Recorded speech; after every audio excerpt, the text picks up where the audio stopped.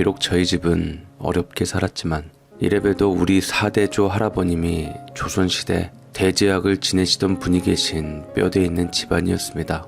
우리 5대조 할아버지 대까지 2대 걸쳐 대제학이 나왔고 조상님 품계는 판서와 동등한 정의품이었지만 삼정승이나 육조 판서보다도 높이 대우한 집안의 후손으로 태어나서 가난하지만 저희 부모님들은 그걸 가문의 명예로 알고 후손들에게도 조상님의 자랑을 드높이던 분이셨죠.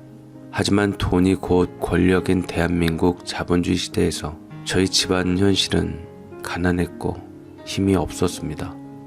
저는 전문대학에서 식품공학을 전공하고 졸업하고 한 작은 기업 구내식당의 조리사로 취직한 평범한 사람일 뿐이었는데 이럴 때 시대를 역행해서 뼈대 있는 가문 알아주는 조선시대에서 태어났음 어땠을까 싶더라고요.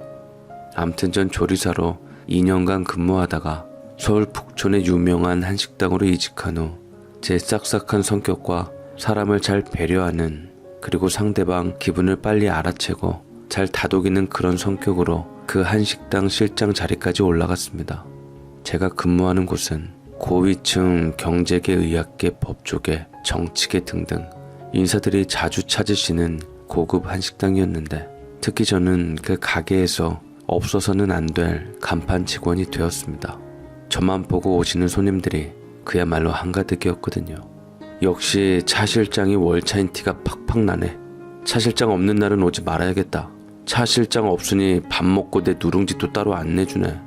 한 대학병원 원장님은 식사 후에 딱딱한 누룽지 드시는 걸 아주 좋아하시는데 제가 최상의 고객 취향에 맞게 이것저것 번거롭게 말하실 것 없이 알아서 딱딱 내주니 매출에 지대한 영향을 끼치는 직원인 저를 사장님은 저를 아끼다 못해 편애하셨고 직원들의 부러움과 질투심을 사기도 했죠.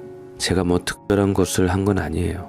조금만 생각해보면 다들 할 수 있는 일인데 사실상 이거 해달라 저거 해달라 말하는 것도 점잖은 고객님 입장에서는 격떨어지는 일이기도 하니까 제가 그 니즈를 충족을 시켜주니 당연히 저는 최고의 직원이 되었습니다. 저는 워낙 고위층의 신분인 이런 분들만 뵙게 되니 또 저와 특별한 인연으로 연결이 되더라고요. 다만 그것 때문에 저는 제대로 제 팔자를 제가 꼰 격이 되긴 했지만서 말이죠. 말이 나오면 돌이켜봐도 한숨이 나지만 저를 유독하게 찾으시던 고객님 중 우리나라에서 한복 명인으로 이름을 날리시는 디자이너 선생님이 계셨습니다. 당시 제가 이 명인의 입맛, 쉽게 말해 조미료에 조자도 들어간 음식은 아예 입에도 안 대실 정도로 알레르기가 심하시다는 것을 아주 세심하게 살펴서 절대 어떤 화학 조미료도 일체 삼가하게 하거든요.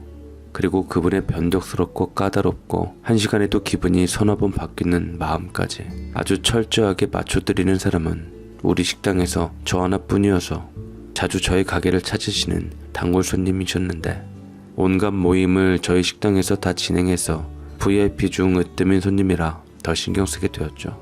그런데 어느 날 그 사모님께서 손님과 약속 시간보다 일찍 오셔서 저를 부르시는 겁니다. 차 실장 나왔네. 사실 자네에게는 따로 부탁할 일이 있는데 내 부탁 좀 들어줄 수 있겠나? 자네 쉬는 날 말일세. 얼마 전에 우리 손자 돌잔치를 그냥 넘기기로 했는데 다들 서운해해서 모인 김에 그 손님들 기념턱을 해주고 싶어서 음식 좀 맡기려고 하는데 그걸 자네가 해줄 수 있겠나? 보통 둘째 손자는 돌잔치를 가족과 함께하는 고로 그냥 지나치려 했는데 굳이 친구들이 점심을 먹자 하셔서 집으로 초대하신다고 음식은 이미 출장 뷔페를 부탁했는데 그래도 총괄 지휘 주방을 맡아줄 사람이 필요하다는 겁니다. 집 도우미 아주머니가 다리를 다치셔서 지금 병원에 입원 중이라고요. 그리고 수고비는 넉넉하게 주겠다고 하시는 거죠. 아무래도 서비스직이다 보니까 꼭 하루는 정신안정 겸 쉬려고 했는데 사모님의 쩐에 눈이 돌아간 저는 한푼이 아쉬울 때이기도 하고 하루 덜 쉬면 어떠냐 하면서 당장에 가겠다고 했습니다. 무엇보다 VIP 고객인데 최대 맞춰드려야겠다는 일념이 있기도 했고 또 이분이 팁을 늘 후하게 챙겨주시는 분이었기 때문에 거절할 수가 없었죠. 그래서 저는 큰맘 먹고 피곤한 몸을 이끌고 휴일날 작심하고 그 집에 가게 되었는데 도착해보니 눈이 돌아갈 정도로 화려하고 섬세하고 멋진 고풍스러운 집이었는데 정말 아주 끝내주더라고요. 그렇게 의리의리하게 대단한 부잣집에 가본 건 처음이었습니다. 물론 사모님 댁 평수는 뭐 놀랄 만큼 넓지는 않은 60평대였지만 실내 리모델링부터 온통 대리석에 저는 알지도 못하는 가구 브랜드에 도자기나 그림, 예술품들의 내부가 아주 눈이 돌아갈 만큼 긴장이 되더라고요. 신경줄 놓고 설렁설렁 왔다 갔다 하다가 뭐 기물 하나 깨트려 먹을까봐 정말 겁날 정도였다니까요. 그렇게 집 구경하느라 30분 넋 빼다가 제 할 일을 시작했습니다. 여느 때와 마찬가지로 제 이름을 걸고 하니 최선을 다한 서비스와 맛을 제공해드렸고 다행히 손님들은 모두 만족하신 상태였으며 딴에 몇 분은 제 명함을 받아가시기도 하셨네요. 그렇게 손님들을 치르고 다 돌아가시고 이제 저도 후련한 마음으로 나오려고 하는데 사모님이 마침 저를 보며 부드럽게 그러시는 겁니다. 오늘 너무 수고했네, 차 실장. 아주 차 실장 서비스 덕분에 내가 다 아주 우쭐해졌어. 이참에 저녁에 우리 식구들도 곧 올 것 같은데 마침 온 김에 인사도 하고 같이 저녁도 먹고 가는 건 어떻겠나? 내가 사실 오늘 손님 만나라 너무 피곤해서 저녁 차릴 기운이 없긴 하거든. 차 실장 온다 해서 아줌마도 일찍 퇴근시키기로 했고 여기 남은 음식 식구들한테 주긴 그런데 좀 새로 음식장만도 해줄 수 있겠나? 그러면서 봉투를 내놓으시는 겁니다. 이렇게까지 말씀하시니 하던 김에 일 좀 더 하면 된다 심정으로 웃음을 잃지 않고 당연히 그럴 생각이었노라고 재치있게 말씀드렸죠. 냉장고를 뒤져서는 할 수 있는 요리를 딱 챙겨서 생선 매운탕도 끓이고 재빨리 움직였습니다. 저도 무척 피곤했지만 초인적인 힘을 발휘해서 모든 것을 준비를 시켜놓으니 사모님은 만족해 하셨고 그날 저녁 식사 자리에는 바깥 어른과 사모님과 외손녀 한 분과 둘째 따님 한 분만 보였는데 참으로 사모님의 자제분들답게 우아하고 기품이 있었답니다. 하루 종일 힘들어 일단 쉬고 싶다는 생각에 저녁은 나중에 먹겠다고 하며 얼른 인사하고 나오다가 현관에서 다른 따님을 부딪혔는데 저는 화들짝 놀라며 얼른 납작 엎드린 상태에서 사과를 했지요. 죄송합니다. 제가 실수로 보질 못했어요. 혹시나 어디 다치신 데는 없으세요? 라고 부축해 주었지만 그게 좀 싫은 듯 제 손을 치우더라고요. 손끝이 날카로워서 남들 같으면 기분 나빴겠지만 예민한 사람들은 그럴 수도 있기에 전 너그럽게 이해할 수 있었는데 딱 보기에도 너무나도 약해 보이고 파리한 기색에 힘은 하나도 없어 보이는 따님이셨습니다. 언젠가 사모님이 우리 딸이라며 사진으로 보여줬던 얼굴을 기억했죠. 솔직히 부잣집 딸답지 않게 생긴 것도 존재감 없이 눈에 띄지도 않고 그지없이 평범하게 생긴 여성이라 생각했네요. 저는 그날 돌아와서 집에서 푹 쉬었고 다음날 정신이 번쩍 들어 남은 정신력까지 짜내어 일을 해야만 했는데 참 피곤하긴 하더라고요. 그 하루가 참 중요하다고 생각하고 돈도 좋지만 다음번에는 무리하지 말아야지 마음 먹을 때쯤 한정식 집에 사모님이 또 예약을 하시고 또 일찍 오셔서 저를 부르셨습니다. 혹여나 또 다른 부탁을 할까봐 긴장했지만 티내지 않고 편안하게 맞았는데 느닷없이 사모님께서 제게 생각지도 못한 말씀을 하시는 게 아닙니까? 혹시 그날 현관에서 본 여성 기억하나? 내가 언젠가 사진으로 보여줬던 것 같은데 다름 아닌 우리 큰딸인데 차 실장이 보기엔 어떤가? 라고 말씀하시는데 제가 사모님의 큰딸을 가지고 뭐라 말할 것도 없어서 당연히 사모님 닮으셔서 아름답고 기품 있다고 온갖 미사여구에 입에 발린 말을 늘어놓으니 사모님 역시 만족한 듯 빙그레 웃으셨습니다. 좋게 말해줘서 고마울 따름이네. 그 녀석이 좀 예민한 편이라서 그런지 내로라 하는 집안 선자리도 다 거절하는 녀석이거든. 그런데 녀석이 어쩐 일로 자네에게 관심을 갖는 것 같더라고. 솔직히 차 실장이야 사람도 좋고 내가 예뻐하는 사람이지만 아무래도 밖에서 만난 사람이니 고민을 좀 하긴 했지만 우리 딸이 관심 있다고 하니 애민들 어쩌겠나. 옛날도 아니고 요새야 뭐 신분지위 막론하고 젊은이들 마음이 최고지 않나. 라고 말하는데 저도 무척이나 놀랐어요. 그저 잠깐 부딪혀서 잡아준 친절밖에 베풀지 않았고 그나마 그것도 그 여자가 뿌리쳤었는데 그 스치는 손끝에는 내심 저를 보고 있었나 봅니다. 당황스럽기도 하고 놀랍기도 하고 일단 상황 정리를 해보면 언감생심 제가 꿈이나 꿀 자리 아닌 것쯤은 알고 있습니다. 그래서 사모님도 고민을 했다고 말씀하시는 거였겠죠. 어떻게 보면 대단한 집안인 만큼 잘하면 남자 신데렐라가 될 수도 있는 자리였지만 딴에는 좀 부담스러운 마음이 들어 일단은 좋게 거절을 했습니다. 짧게 보면 아쉬울 수도 있지만 길게 보면 그게 맞다는 생각이었습니다. 주제 파악, 끼리끼리라는 말이 괜한 말이 아니거든요. 그랬더니 제가 거절할 줄은 몰랐던지 갑자기 사모님의 얼굴이 확 바뀌면서 제게 좋은 말로 다시 더욱 간곡하게 재차 말씀하시더라고요. 혹시 우리 딸이 마음에 안 드나? 애가 비리비리해도 머리는 잘 굴러가는 편일세. 졸업하고 나서 대학병원에서 경험 좀 쌓다가 개업도 시켜주었지. 살림 솜씨는 물론 젬병이긴 하지만 돈 잘 버니 아줌마 쓰면 되고 자네도 자네 일 하면서 사이좋게 잘 지내면 좋지 않겠는가? 내가 김치국부터 마시긴 했네. 다른 건 생각 말고 일단 한 번만 만나보고 이야기해보는 건 어떻겠는가? 누구 하나라도 싫으면 그건 인연이 안 되는 것이니 깊이 생각 말고 가볍게 만나보게. 라면서 장모님 계획을 슬쩍 비추고는 한번 만나보고 이야기하라고 하시는 겁니다. 자기 딸에 대해서 어떤 사람인지도 모르고 그러면 서로 섭섭하다라고 하시면서 나이가 많아 흠이지 참 착하다고 딸 칭찬을 하시더라고요. 얼떨결이라 표정 관리가 안 되었지만 그래서 일단은 제가 차분히 생각 좀 해보겠다고 말씀드렸어요. 사모님은 그 말 믿겠다 묘한 여운을 남기셨죠.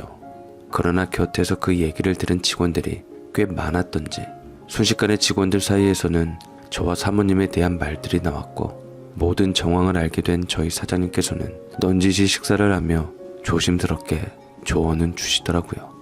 실망하지 말고 내 말 잘 들어 차 실장. 너도 알다시피 아무래도 여기 오는 손님들이 대단한 분들이신 건 맞지 않냐.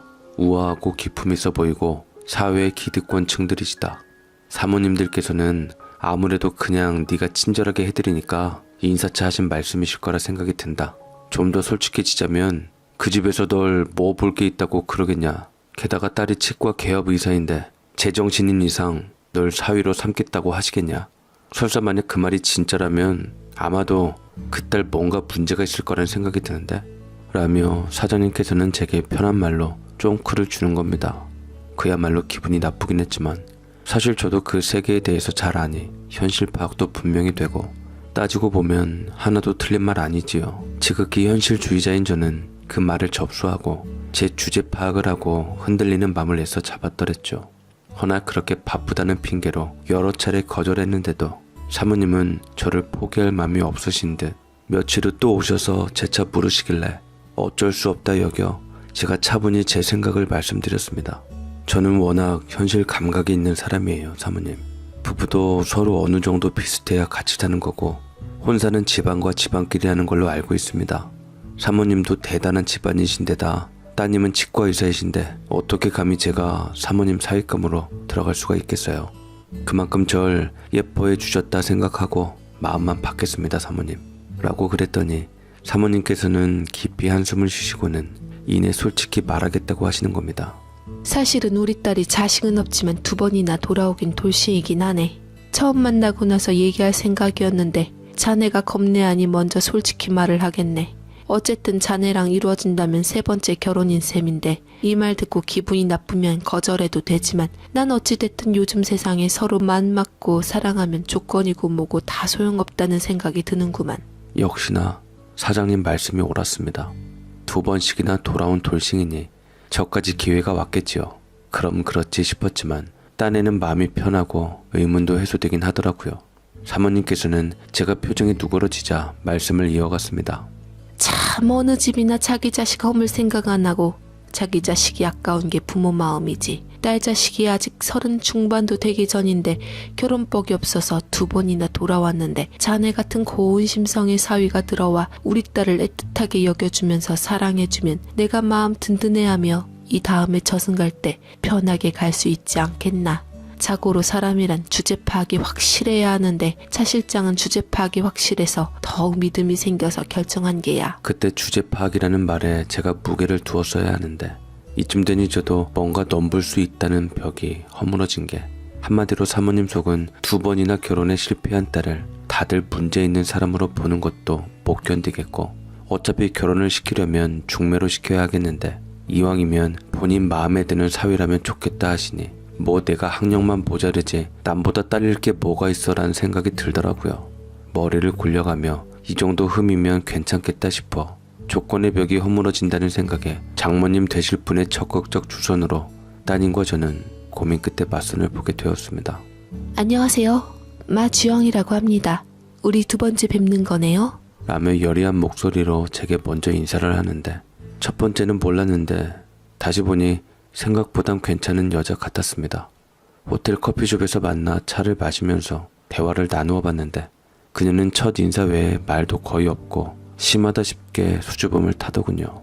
제가 뭔가를 부르면 안면 홍조가 눈에 띄게 생기는 거예요. 저는 의외였습니다. 치과 개업이면 환자 상대도 많고 결혼을 2번이나 한 사람인데 사람을 대하는 게 쉽지 않아 보였기 때문이었죠. 그런데 그게 그렇게 나쁘게 느껴지지 않고 좋게 보이더라고요.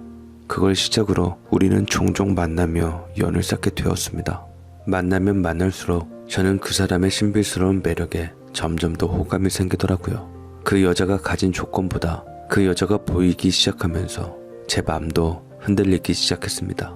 아내와 한 계절 내내 덤덤한 데이트 끝에 어쨌든 저의 밉지 않은 성격과 상냥함, 호감 가는 말솜씨, 저의 몸에 완전히 내재된 예의 범절 이런 것들을 온전한 점수로 주시던 장모님의 적극적인 응원으로 몇 달간 연애 끝에 제 아내는 제게 마음을 열게 되며 상견례를 하기로 했죠.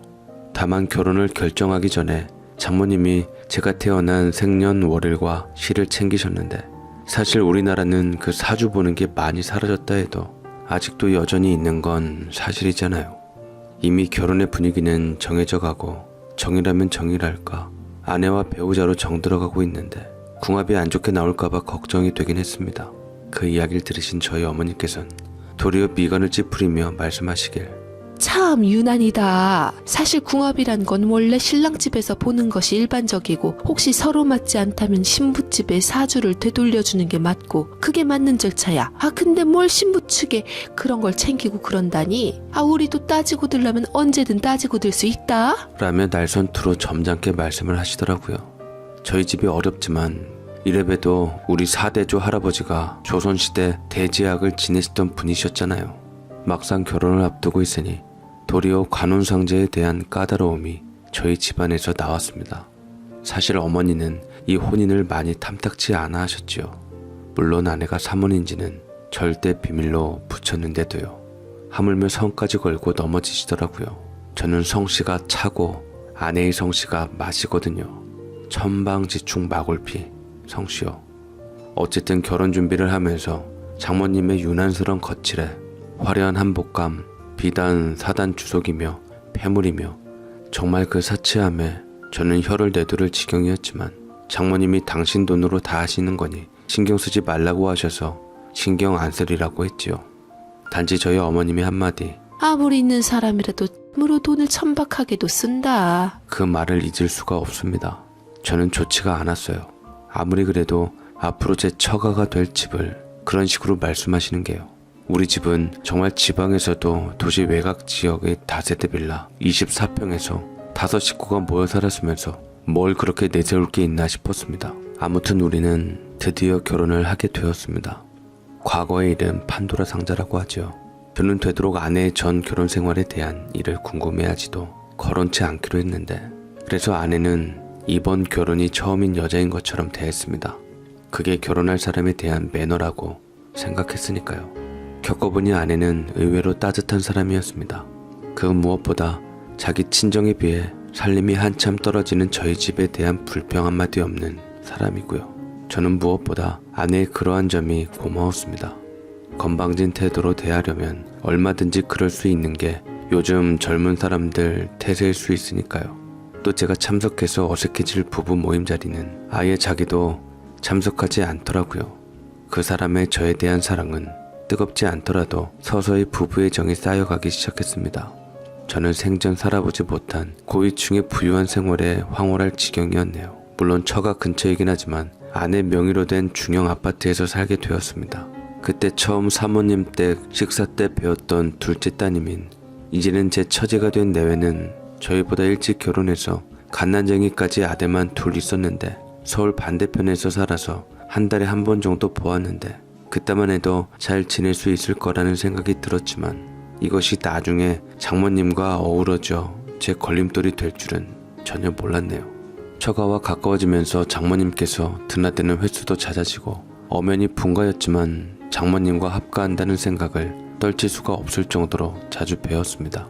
좋게 말하면 워낙 꼼꼼하신 분이라 참견하고 신경 쓰는 것들이 많아서 신혼 한 달이 지나면서 조금 마음고생이 시작되기 시작했어요. 자네가 솔직히 우리 딸보다 능력은 딸리지 않는가? 아줌마는 예민해서 우리 딸이 잘 못 쓰니 가사는 확실하게 책임지면 좋겠네. 자네가 하는 일이 원래 그런 거 아닌가? 요리하고 청소하고 우리 딸 사는데 요만큼도 신경 쓰지 않게 하게. 자네가 누구보다 사람의 마음을 잘 읽고 비위를 맞춰줄 줄 알았기에 내 사윗감으로 데려온 것도 있으니 잘 좀 하게나. 라며 대놓고 장모님이 저를 거의 마당쇠 부리듯이 하신다는 느낌이 슬슬 들면서 제 마음이 힘들어진 겁니다.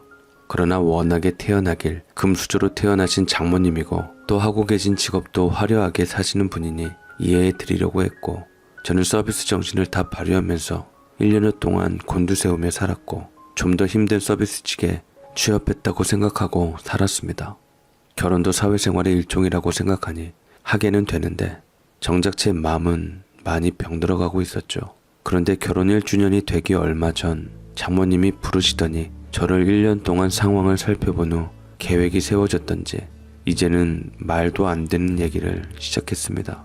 내가 요새 좀 마음이 외로워서 그러니 들어와서 같이 살면 어떻겠나? 굳이 크게 두 집 살림할 필요 있겠나? 60평이나 되는 집 나 혼자 살기도 무섭기도 하고 2층에 방이 비어있으니 들어오게 라고 명령조로 말씀하시는데 저는 당연히 처음에는 싫었어요. 겉보리 서말만 있어도 처가살이 안 한다는 말이 왜 있겠나요? 아내에게 제 입장을 돌려가며 잘 말하면 될 줄 알았는데 가제는 개편이라고 아내는 전혀 제 마음과는 딴소리를 하기 시작했던 것이었죠. 장모님이 지병이 혈압이신지라 늘 불안해하던 아내가 최근 장모님이 주식이 계속 깨져서 혈압이 불안하고 이번에 터지면 위험하다는 닥터의 말씀이 있으셨으니 상황이 안 좋다며 들어가자는 겁니다.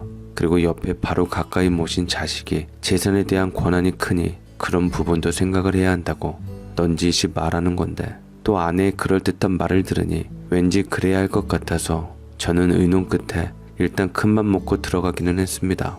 허나 그렇게 처가로 들어가고 저의 지옥은 시작되었네요. 아니 자네 출근할 때 복장이 그게 뭔가? 걸음걸이도 살살 다닐 것이지 쿵쾅쿵쾅 신경을 거스르네. 평소 목소리 톤은 대체 왜 그래? 내 앞에서 신사적으로 말하는 건 다 쇼였나? 라면서 쓸데없이 저의 출근복 차림, 걸음걸이, 목소리 톤까지 하나부터 열까지 하나하나 다 트집이시고 고치려 드시는 겁니다.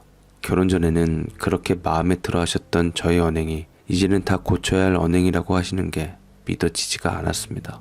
어른하고 이야기 끝에 움직일 때는 등을 보이는 거 아니네, 말소리가 높으면 품위가 없어 보이지, 어른하고 한 집안에 지내면서 큰 소리로 웃음소리를 내는 게 그게 맞다고 생각하나, 이런 식입니다. 장모님은 말씀 중에 유독 천박, 품위, 기품, 우아 이런 단어들을 즐겨 사용하셨는데 제가 보기에 장모님이 사위의 언행을 사사건건 트집잡는 것도 그다지 품이 있어 보이지는 않았습니다. 아니, 결혼시키시기 전에는 그렇게도 마음에 드셨던 언행이 왜 결혼을 하니까 그렇게 다 눈에 가시일까요? 다 좋아요. 지금 위에 적은 것들은 극히 사소한 것이고요. 제가 가장 견딜 수 없었던 것은 장모님 친구분들이 집에 오시면 저를 밖으로 내보내려고 하시는 겁니다. 이번에 내 친구들이 오니 자네는 집에 있을 생각 말고 찜질방이나 갔다 오던가 실내 골프 연습장이라도 다녀오게나. 괜히 사람들 눈에 띄면